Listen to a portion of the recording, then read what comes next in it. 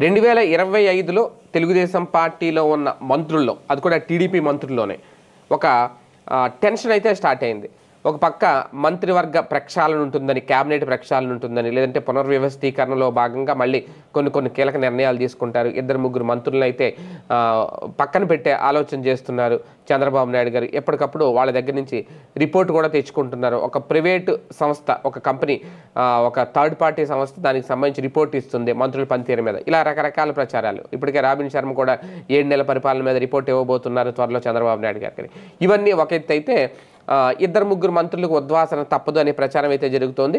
TDP మంత్రుల మీద ఒక బిగ్ బాంబ్ పేల్చబోతున్నారు చంద్రబాబు నాయుడు గారు. అంటే ఖచ్చితంగా కొత్త వాళ్ళకి అవకాశం ఇవ్వాలంటే పల్లా శ్రీనివాస్కి అవకాశం ఇవ్వాలన్నా, నాగబాబుకి అవకాశం ఇవ్వాలన్నా, లేదంటే కిమిడి కళా వెంకట్రావు పేరు కూడా వినిపిస్తుంది, ఆయనకు అవకాశం ఇవ్వాలన్నా తెలుగుదేశం పార్టీలో. అంటే ఒక మంత్రి పదవి కనుక జనసేనకి ఇస్తే 2 మంత్రి పదవులు తెలుగుదేశం పార్టీలో ఇస్తే కానీ ఇక్కడ ఈ అలకలు గులుకులు ఇవన్నీ కాంప్రమైజ్ అవ్వవు. లేదు అంటే గ్రౌండ్ లెవెల్లో ఇప్పటికే కొట్టుకుంటున్నారు జనసేన వర్సెస్ టీడీపీ అన్నట్టుగా పరిస్థితి ఉంది. పైన మాత్రం ఒక సహృద్భావ వాతావరణం ఉన్న పవన్ కళ్యాణ్ గారికి, చంద్రబాబు నాయుడు గారికి మధ్య, కింద గ్రౌండ్ లెవెల్లో మాత్రం ఆ 2 జెండాలు కలవడానికి ఇష్టపడట్లేదు అనేది.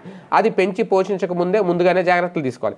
అలాంటి జాగ్రత్తలు తీసుకోవాలి అంటే ఖచ్చితంగా రేపొద్దున క్యాబినెట్ ప్రక్షాళన చేసిన, కొత్త వాళ్ళకి అవకాశాలు ఇచ్చిన, ఉన్న వాళ్ళని పక్కన పెట్టినా ఖచ్చితంగా గ్రౌండ్ లెవెల్లో అందరూ కలిసిమెలిసి ఉండాలంటే ఆ సమాన రేషియో అయితే పాటించాలి. ఒక రకంగా బాబు గారికి తలనొప్పి అయినా ఆ దిశగానే నిర్ణయాలు ఉండబోతున్నాయి అనేది అయితే ఇక్కడ ప్రధానంగా అర్థమవుతున్న అంశం, తెలుస్తున్న అంశం ఏంటంటే 2 మంత్రులు అయితే తొలగించబోతున్నారు తెలుగుదేశం పార్టీలో ఇప్పుడున్న మంత్రుల్లో. అది కూడా 2 కూడా కొత్త మంత్రులే. వాళ్ళ పనితీరుకు సంబంధించి ఇప్పటికే కొన్ని రిపోర్టులు తెప్పించుకున్నారు బాబు గారు అనేది.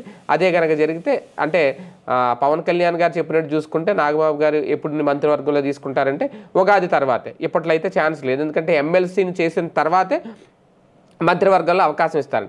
ఎమ్మెల్సీ చేయాలంటే ఇప్పటికిప్పుడు ఛాన్స్ లేదు, ఎవరినొకరు రాజీనామా చేయించి ఇచ్చేంత ఇది ఉండదు. కాబట్టి రేపొద్దున ఉగాది తర్వాత అవకాశాలు వస్తున్నాయి. కాబట్టి ఖచ్చితంగా ఉగాది తర్వాత అయితే ఆ కార్యక్రమం ఉండబోతోంది.